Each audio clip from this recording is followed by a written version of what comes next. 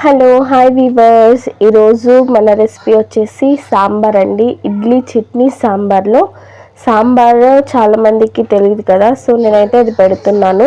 ఎప్పుడైనా ఇడ్లీ చట్నీది కావాలంటే కామెంట్ చేయండి, నెక్స్ట్ టైం అయితే నేను పోస్ట్ చేస్తాను.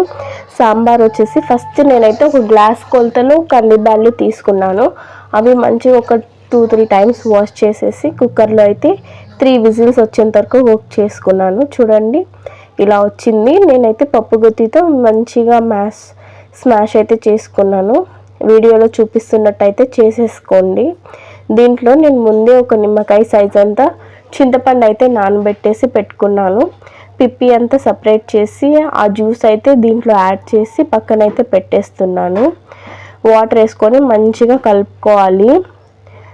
ఆ కందిబ్యాళ్ళ పేస్ట్ వాటర్లో మంచిగా మిక్స్ చేసేసుకొని అయితే మనం పక్కన పెట్టుకోవాలి.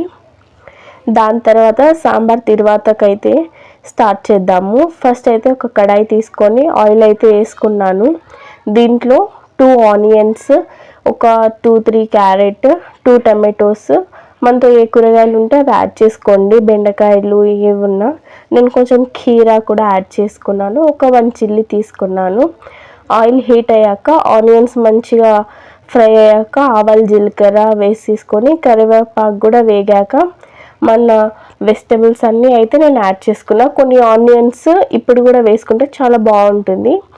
దీంట్లో కొంచెం సాల్ట్, 1/2 టేబుల్ స్పూన్ పసుపు, 1 టేబుల్ స్పూన్ కారం అయితే యాడ్ చేసుకుంటున్నాం. సాంబార్లో కారం తక్కువ ఉంటే చాలా టేస్టీగా బాగుంటుంది.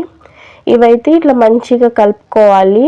అంత ఉప్పు కారం కూరగాయలకి పట్టేలాగా మంచిగా మిక్స్ చేసేసుకొని మూత అయితే క్లోజ్ చేస్తున్నా.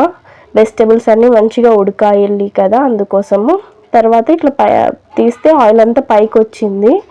ఇప్పుడు మనం ఆల్రెడీ కలిపి పెట్టుకున్న కందిబ్యాళ్ళ పేస్ట్ వాటర్ ఉంది కదా, ఇది యాడ్ చేసేసుకొని మంచిగా ఉడకనివ్వాలి. ఇది ఉడికేంత వరకు ఇలా మిక్స్ చేసుకుంటే చూసుకోండి. ఇది చూడండి ఎంత బాగా పొంగొచ్చి ఉడుకుతుందో. నేనైతే బెల్లం కూడా యాడ్ చేస్తున్నాను. బెల్లం యాడ్ చేయడం వల్ల టేస్ట్ మరింత చాలా బాగుంటుంది. తప్పకుండా మీరు కూడా ఇట్లా ట్రై చేయండి. దీంట్లో ఎంటీఆర్ వల్ల సాంబార్ పౌడర్ అయితే యూస్ చేసాము.